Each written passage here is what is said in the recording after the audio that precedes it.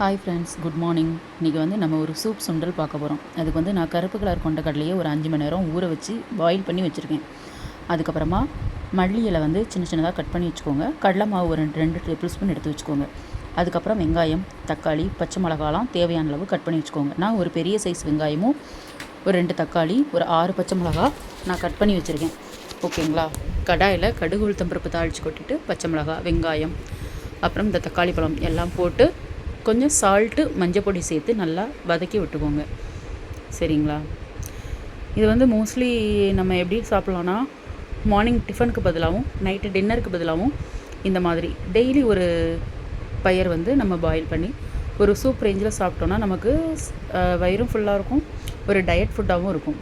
ஓகேங்களா? ரொம்ப ஹெல்த்தியும் கூட, ப்ரோட்டீன் இல்லையா? ஸோ அதனால் நல்லா உப்பு மஞ்சள் பொடி போட்டு வதக்கி விட்டுக்கோங்க. இதில் வந்து நீங்கள் புதினா கூட ஆட் பண்ணிக்கலாம். புதினாவும் நான் வந்து புதினா மிக்ஸ் பண்ணியிருக்கேன். புதினா ஃப்ளேவர் பிடிச்சவங்க ஆட் பண்ணிக்கலாம்.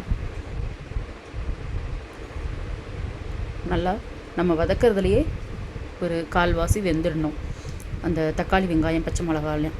ஓகேங்களா? நல்லா வதக்கிட்டு நம்ம ரெடி பண்ணி வச்சுருக்கோம் இல்லையா, கொத்தமல்லியும் புதினாவும் அதையும் அதில் தூவிக்கோங்க. தூவி திரும்பவும் ஒரு தடவை வதக்கிக்கோங்க. இந்த மாதிரி நம்ம எல்லா பயிர் வகையிலையும் செய்யலாம். இது வந்து கொஞ்சம் லிக்விடாக தான் இருக்கும், ஏன்னா அதுதான் உங்களுக்கு வந்து அந்த ஒரு சூப் ரேஞ்சுக்கு இருக்கும். அதனால் நான் கொஞ்சம் லிக்விடாக தான் பண்ணுவேன். கொஞ்சம் திக்காக தேவைப்படுறவங்க திக்காக பண்ணிக்கலாம்.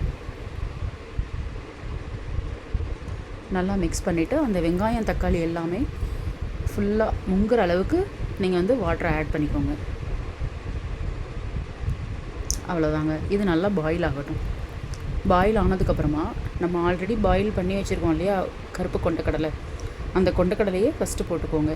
இஞ்சி பிடிச்சவங்க இஞ்சியும் திரும்பி போட்டுக்கலாம். நான் வந்து இஞ்சி போடலை, ஏன்னா நான் புதினா போட்டிருக்கிறதுனால. ஸோ இஞ்சியும் போட்டால் எனக்கு வந்து அந்த ஃப்ளேவர் பிடிக்காது, அதனால் நான் இஞ்சி போடலை. இஞ்சி ஃப்ளேவர் பிடிக்குங்கிறவங்க இஞ்சி லைட்டாக ஒரு சின்ன பீஸ் திரும்பி போட்டுக்கலாம், நல்லாயிருக்கும். நம்ம எடுத்து வச்சுருக்கோம் இல்லையா 2 டேபிள் ஸ்பூன் கடலை மாவு, அது வந்து அந்த வெங்காயம், தக்காளி பாயில் ஆகிறதுக்குள்ளே நீங்கள் இதை வந்து தண்ணி விட்டு கொஞ்சமாக கரைச்சி வச்சுக்கோங்க.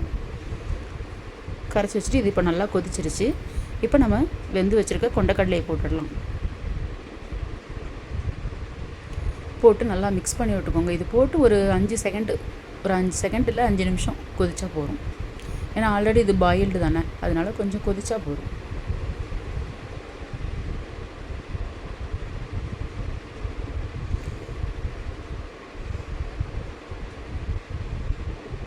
இது வந்து நம்ம மொச்சக்கொட்டை, அப்புறமா கொள்ளு, சிறுதானியங்கள் எல்லாத்துலேயுமே இந்த மாதிரி பண்ணலாம், நல்லாயிருக்கும். இப்போ நம்ம மிக்ஸ் பண்ணி வச்சுருக்க அந்த கடலை மாவு இருக்குது பார்த்தீங்களா, ஸோ அதோட மிக்ஸ் பண்ணிக்கோங்க. மிக்ஸ் பண்ணும்போது அது கொதிக்க கொதிக்க உங்களுக்கு வந்து அது கடலை மாவுன்றதுனால கொஞ்சம் அப்படி திக்காகிட்டே வரும், ஒரு குழம்பு பதத்துக்கு வந்துடும் உங்களுக்கு. அவ்வளோதாங்க. இதுலேருந்து இது ஒரு 10 நிமிஷம் கொதிக்கணும். கொதிச்சாச்சுன்னா உங்களுக்கு வந்து திக்காக குழம்பு மாதிரி வந்துடும். நல்லா அது ஒரு திக் கன்சிஸ்டன்சி வந்ததுக்கப்புறமா நம்ம ஸ்டவ் ஆஃப் பண்ணிவிட்டு பரிமாறலாம்.